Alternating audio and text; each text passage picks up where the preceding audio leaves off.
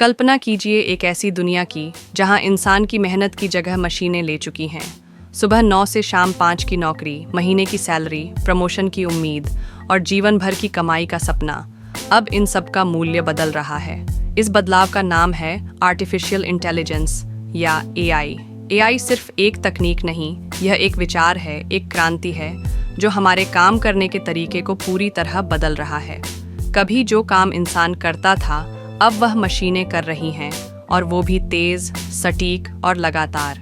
Banking से लेकर health care, customer service से लेकर लॉजिस्टिक्स, हर क्षेत्र में एआई का दबदबा बढ़ रहा है। एआई की सबसे बड़ी ताकत यह है कि इसे न नींद की ज़रूरत है, न सैलरी की, न कोई भावनात्मक उलझन, न छुट्टियाँ। यह सिर्फ काम करता है, लगातार, सीखते हुए, बेहतर होते हुए। और यही वजह है कि आज एआई को अपनाने वाली कंपनियां तेज़ी से बढ़ रही हैं, जबकि पारंपरिक नौकरियां घट रही हैं। आप गौर करेंगे तो पाएंगे कि बैंक में लाइन लगाना अब अतीत की बात हो गई है। एटीएम और यूपीआई ने इंसानों की ज़रूरत कम कर दी है। कॉल सेंटर में घंटों ग्राहक से बात करने वाला एजेंट अब एक चैटबॉट से रिप्लेस हो गया है। अस्पतालों में डॉक्टरों की जगह डायग्नोसिस करने वाले एआई सॉफ्टवेयर आ चुके हैं, जो एमआरआई या एक्सरे को इंसान से बेहतर पढ़ सकते हैं। मैन्युफैक्चरिंग प्लांट्स में अब मजदूरों की जगह रोबोटिक आर्म्स ने ले ली है, जो हर मूवमेंट को माइक्रो सेकंड में कंट्रोल करते हैं। और ये सब कुछ अभी हो रहा है, भविष्य नहीं, वर्तमान है। सवाल उठता है, कौन सी नौकरियां सबसे पहले जाएंगी?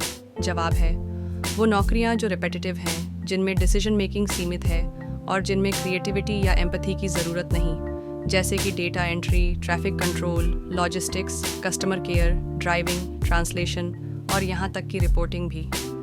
एआई उन सभी जगहों पर घुसपैठ कर रहा है जहाँ नियम तय हैं और काम प्रिडिक्ट किया जा सकता है।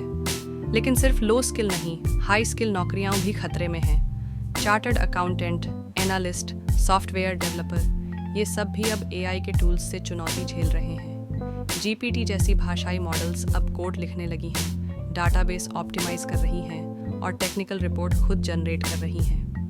क्रिएटिव फील्ड्स भी सुरक्षित नहीं रहीं।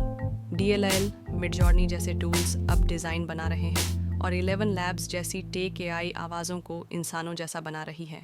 इसका मतलब ये है कि सवाल सिर्फ कौन सी नौकरी जाएगी का नहीं है, बल्कि यह भी कि कब और कैसे जाएगी का है। भारत जैसे देश में, जहां करोड़ों लोग मैन्युअल या सर्विस बेस्ड कामों में लगे हुए हैं, वहां एआई का प्रभाव और भी गहरा होगा।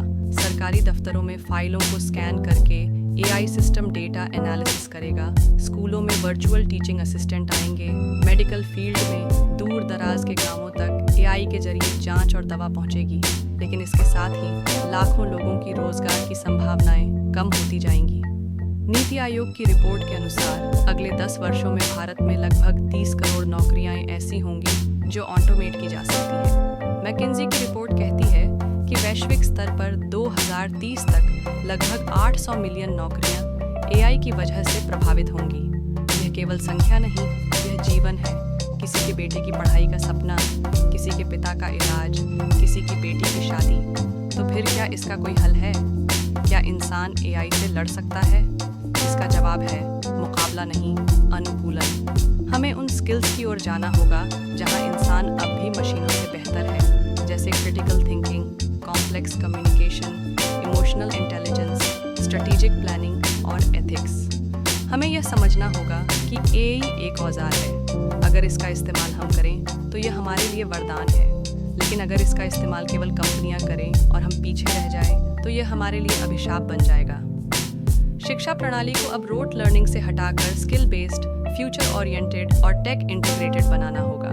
युवाओं को coding, data science, AI ethics, design thinking और क्रिएटिविटी जैसी स्किल्स सिखानी होंगी। सरकार को नए कानून और नीतियां बनानी होंगी जो एआई के प्रभाव को रेगुलेट करें और बेरोजगारों के लिए नई ट्रेनिंग और रीस्किलिंग की योजनाएं लाएं। और हर व्यक्ति को खुद को लाइफ लॉन्ग लर्नर बनाना होगा, क्योंकि अब एक ही स्किल से पूरी जिंदगी नहीं चलने वाली। भविष्य में नौकरी वही पाएगा जो सीखना नहीं छोड़ेगा। यही समय है बदलाव को समझने, अपनाने और उससे आगे निकलने का। क्योंकि एआई आने वाला नहीं है, एआई आ चुका है और यह तय है कि या तो आप खुद को बदलेंगे